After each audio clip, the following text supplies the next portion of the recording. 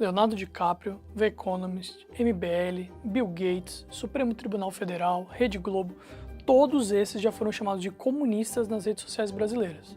Nenhum é de fato comunista, mas isso ilustra como essa palavra virou uma espécie de xingamento usado por parte da direita brasileira, mesmo quando o alvo não tem nada a ver com o comunismo. A revista britânica The Economist, por exemplo, é um bastião liberal.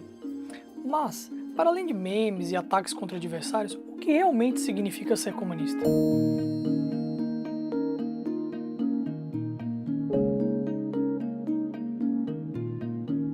As origens do comunismo não estão muito claras. Há quem aponte o surgimento desses ideais na Grécia Antiga, na obra do filósofo grego Platão, que discutia ideias como o fim da propriedade privada e da família. Ele defendia que caberia ao Estado educar as crianças, mas só para algumas classes sociais. O filósofo e professor italiano Giuseppe Badeschi conta que no início da civilização cristã floresceram os primeiros ideais comunistas voltados a todas as pessoas, e não apenas a algumas classes sociais. Esses ideais eram a defesa da vida em comum e do desapego de bens terrenos. A conexão entre espiritualidade cristã e as reivindicações sociais de viés comunista atravessou os séculos. A partir da Idade Média virou uma espécie de utopia, de todos trabalhando juntos pelo bem coletivo, e influenciou ideais da Revolução Francesa. Mas muito do que se entende por comunismo hoje deriva do século XIX, mais especificamente dos pensadores alemães Friedrich Engels e principalmente Karl Marx. Para resumir, o comunismo marxista prega uma luta de classes entre a burguesia e o proletariado. Dessa luta nasceria a Revolução, que por sua vez levaria ao fim das classes sociais e propriedades privadas. Marx achava que o sistema econômico baseado no lucro privado era instável por natureza, e por isso acabaria se autodestruindo. Na visão dele, o comunismo iria surgir de forma inevitável em países com economias avançadas, embora muitas releituras de sua obra tenham tentado transpor essa filosofia para países agrários pobres, como a China da primeira metade do século XX e a própria Rússia do tempo dos czares. No livro O Capital, Marx descreve as péssimas condições dos trabalhadores nas fábricas inglesas no auge da Revolução Industrial, e argumenta que a classe operária era mantida na pobreza e explorada pelos donos das fábricas, enquanto estes detinham todo o poder e dinheiro porque controlavam os meios de produção. É um modelo que, na visão de Marx, entraria em colapso pelo peso de suas próprias contradições. A obra de Marx não explica claramente como seria a sociedade comunista que substituiria o capitalismo. Só diz que ela libertaria os trabalhadores da servidão. Essas teorias ficaram sem conclusão com a morte dele em 1883. Já o socialismo, na visão de Marx, era um estágio intermediário antes do comunismo, enquanto a classe trabalhadora se conscientiza e se empodera. Ao longo do tempo, as palavras socialismo e comunismo foram usadas muitas vezes como sinônimos, mas depois do surgimento da União Soviética, o termo socialismo acabou sendo associado ao que acontecia fora da esfera de influência russa, inclusive nas chamadas sociais-democracias europeias. Eu vou falar sobre elas mais adiante no vídeo. Já o termo comunismo ficou mais associado ao implementado na China e principalmente no território russo no século XX. A mais importante tentativa de tornar essa ideologia uma realidade começou em 1917 na Rússia. Foi a chamada Revolução Comunista, liderada por nomes como Vladimir Lenin, Leon Trotsky e Joseph Stalin. A primeira fase do movimento deu fim a séculos de domínio dos czares. 8 meses depois, a segunda fase foi marcada pela substituição do modelo capitalista pelo socialista, algo que nunca havia sido tentado no mundo. Lenin, o primeiro líder comunista, adotou o slogan Paz, Pão e Terra para a população, que enfrentava fome e guerra, entre outras crises. Ele era um pensador radical que acreditava que uma revolução comunista ajudaria a trazer igualdade para a recém-fundada União das Repúblicas Socialistas Soviéticas. Muitos russos se lembram dele como um grande líder que libertou o povo, mas para outros, seu governo era controlador e cruel, porque aprisionava e matava pessoas que discordavam de suas ideias. Essas duas visões opostas também seriam marcantes durante o governo de Stalin, que foi o principal sucessor de Lenin e virou ditador da União Soviética. O stalinismo é considerado uma forma mais linha dura, inflexível, autoritária, hierárquica, intolerante à dissidência e não democrática do comunismo marxista-leninista. Ao longo do governo stalinista, a União Soviética passou por transformações profundas e conturbadas. Perdeu parte de seus parques industriais, desapropriou terras, estatizou e repartiu propriedades rurais em um processo que também levou à fome e a milhões de mortes. Exemplo disso é a crise de fome na Ucrânia na década de 1930, tão profunda que marcou a história do país para sempre. Stalin também promoveu o que foi conhecido como o Grande Terror, a perseguição, o expurgo e o assassinato de todos aqueles que eram considerados inimigos da Revolução. A paranoia e o denuncismo tomaram conta da sociedade. Entre 1934 e 1939, estima-se que cerca de 750 mil pessoas tenham sido mortas sumariamente, sem direito a julgamento justo. Mas, por outro lado, Stalin é exaltado pelo seu papel fundamental da União Soviética na vitória contra o regime nazista de Adolf Hitler e seus aliados. Até hoje, Stalin é admirado por boa parte da população russa. Para pesquisadores, isso também tem a ver com uma certa nostalgia e romantismo da suposta glória do período soviético, e da aversão à ideia de que elites gananciosas controlam o poder hoje em dia.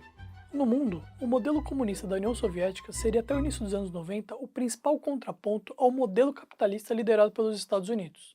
Mas outros movimentos comunistas ocorreriam pelo mundo, como a Revolução Chinesa, vitoriosa em 1949 sob o comando de Mao Tse-tung. 5 months ago, the troops of Mao Tse-tung marched into Shanghai unopposed. Mao implementou políticas marxistas, mas focando nos camponeses, e não nos trabalhadores das fábricas. Nas primeiras décadas, o resultado lembra um pouco do que aconteceu na União Soviética. Políticas como o Grande Salto Adiante, que visavam modernizar a agricultura e a indústria a partir do fim dos anos 50, são tidas como responsáveis pela Grande Fome Chinesa. Milhões de pessoas morreram. Já a Revolução Cultural, lançada na década de 60, perseguiu críticos de Mao.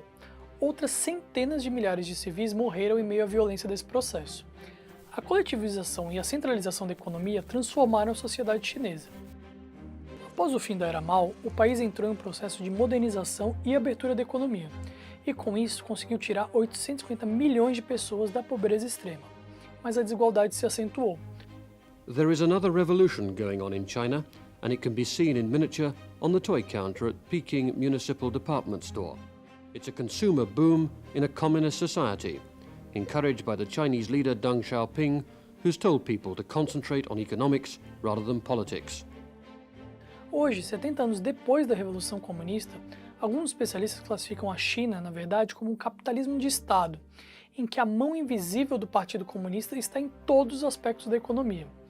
É o Estado que controla quase todas as maiores empresas do país que administram os recursos naturais. Ele também é oficialmente o proprietário de toda a terra, embora na prática as pessoas possam ter propriedades privadas. O Estado também controla o sistema bancário, decidindo, por exemplo, quem pode tomar empréstimos. Outra revolução que marcou a história foi a cubana, em 1959. Um grupo de guerrilheiros liderados por Fidel Castro, Ernesto Che Guevara e Raul Castro derrubou uma ditadura e implementou um governo socialista. O regime cubano, que perdura até hoje, trouxe avanços sociais principalmente nas áreas de educação e saúde, mas é marcado por uma concentração autoritária de poder em um regime de partido único, modelo em que os oposicionistas são muitas vezes perseguidos e presos. Mas ideias comunistas, socialistas, marxistas não avançaram só em forma de revolução ou de regimes autoritários. A chamada social-democracia é, ao lado do comunismo, uma das principais formas de socialismo no século XX. Na maioria das vezes, um partido que se apresenta como social-democrata está no centro, na centro-esquerda do espectro político e busca com esse rótulo ficar um pouco mais à direita da versão revolucionária ou radical do socialismo. A Alemanha, França e países escandinavos, por exemplo, têm influentes partidos socialistas que por diversas vezes assumiram e ainda assumem seus governos. Ich frage den Abgeordneten Brandt, nehmen Sie die Wahl an? Ja, Herr Präsident, ich nehme die Wahl an. Ich stelle fest. Esses partidos bebem das fontes marxistas e de outras tradições socialistas em políticas que buscam reduzir as desigualdades, aumentar os serviços públicos fornecidos pelo Estado e regular o capital por meio de leis, mas respeitando o regime democrático. Além disso, as teorias de Marx tiveram uma influência poderosa sobre muitos partidos trabalhistas e movimentos sindicais, mesmo que eles nem sempre compartilhassem de uma visão de uma revolução global dos trabalhadores. Marx argumentava que o sistema econômico sem regulação estava condenado a períodos de crises recorrentes, ou recessões para usar o termo atual. Mas, diferentemente do que ele previa, o sistema capitalista não se autodestruiu. Ao contrário, com a queda do comunismo, o capitalismo não apenas se fortaleceu, como também se espalhou pelo mundo. Embora o colapso da União Soviética no início dos anos 90 tenha sido um grande golpe para a viabilidade da teoria marxista, ela continua alimentando debates, principalmente num contexto de crises financeiras globais e insegurança no mercado de trabalho. De um lado, muitos associam a doutrina marxista e os governos comunistas ao autoritarismo, à violência política e ao totalitarismo. De outro lado, parte dos marxistas argumenta que essas experiências comunistas são distorções das ideias de Marx e que a União Soviética era, na verdade, apenas uma forma de capitalismo de Estado, no qual os donos das fábricas foram substituídos por burocratas do governo. Esse grupo sustenta ainda que o capitalismo também tem seu lado violento e opressivo a trabalhadores e cidadãos, inclusive por ter alimentado, nos séculos passados, o colonialismo e a exploração. Talvez você esteja se perguntando, e como o Brasil fica nessa história? Quem ainda de fato pode ser chamado de comunista? No Brasil, o comunismo ganhou forma em 1922, com a fundação do Partido Comunista Brasileiro, o PCB ou Partidão, composto por trabalhadores e intelectuais como Caio Prado Júnior e Graciliano Ramos. A sigla fortalecia movimentos sociais camponeses e disseminava teses marxistas da classe trabalhadora.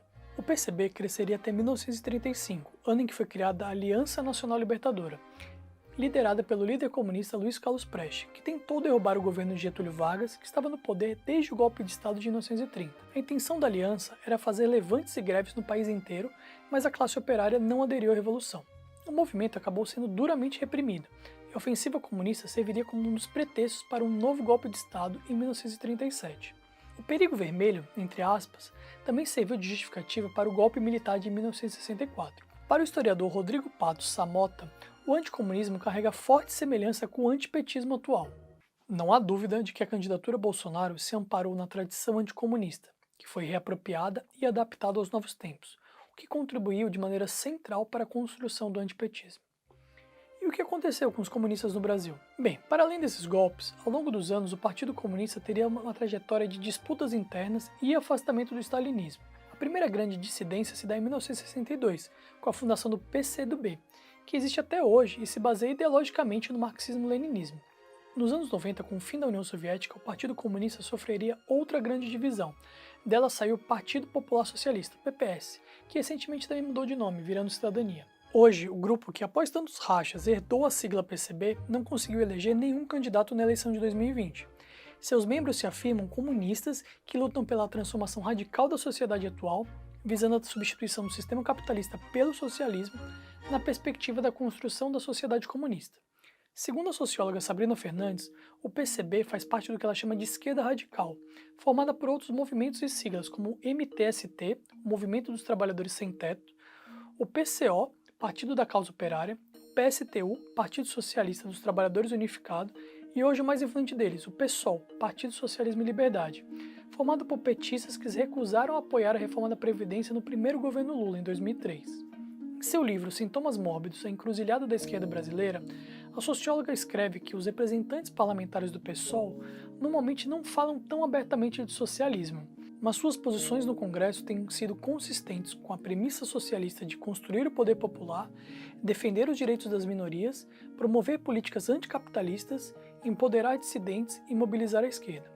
E você deve estar se perguntando, mas e o PT? Sabrina Fernandes aponta que o Partido dos Trabalhadores em si nunca se propôs a ser um partido comunista. Um partido de esquerda moderada, que se adaptou muito bem à ordem no poder e cujo modo de governar, que é marcado por uma política que a gente chama de lulista, foi muito mais focado em promover crescimento capitalista aliado a políticas de inclusão social, que fazer no mínimo algumas reformas importantes como a reforma agrária. Então, quem dirá qualquer coisa revolucionária em si. Por que então ainda se fala tanto de comunistas em 2022, mais de 100 anos depois da Revolução Russa e mais de 30 anos depois do fim da União Soviética? Os motivos são muitos, mas vale ressaltar apenas dois. Primeiro, por causa dos debates que essas ideologias ainda permeiam, como privatizar ou não determinados setores da economia e proteger ou não direitos trabalhistas. Segundo, porque parte da sociedade enxerga o comunismo como uma ameaça, uma espécie de inimigo imaginário. Marxism is an ideology that, for many, is drenched in blood. It is associated with, the crimes of communist dictatorships in the 20th century. So, the word evokes images of firing squads in the Soviet Union, forced labor camps. É nesse contexto que o significado da palavra comunista se afastou da definição original e se tornou ferramenta para atacar adversários políticos. Algo parecido ao que acontece com os termos fascista e nazista atualmente. Outro termo discursivo, seu adversário, uma posição inaceitável de um ponto de vista moral. A disputa aqui é basicamente moral. Você, no fundo, quer o processo da estigmatização em geral, ou da demonização, da satanização, né? O outro precisa ser a encarnação do mal. Mas esse tipo de discurso anticomunista não é novo no país. a lembrar do golpe de 1964. O comunismo sempre foi muito utilizado, né, no Brasil, muito por essa ideia dos medos, né? Quem são os comunistas? São os radicais, são os violentos, são os agressivos, são aqueles que querem impor uma outra forma de vida e são aqueles que vão contra a família tradicional. Eles, os comunistas, são aqueles que provocam o quê? A bagunça, o desordem, a instabilidade, contra essa ideia conservadora da estabilidade, da hierarquia, da disciplina, da ordem, que tem que ser combatida. Por hoje eu fico por aqui, mas em breve eu volto com um novo vídeo. Obrigado pela audiência e até a próxima.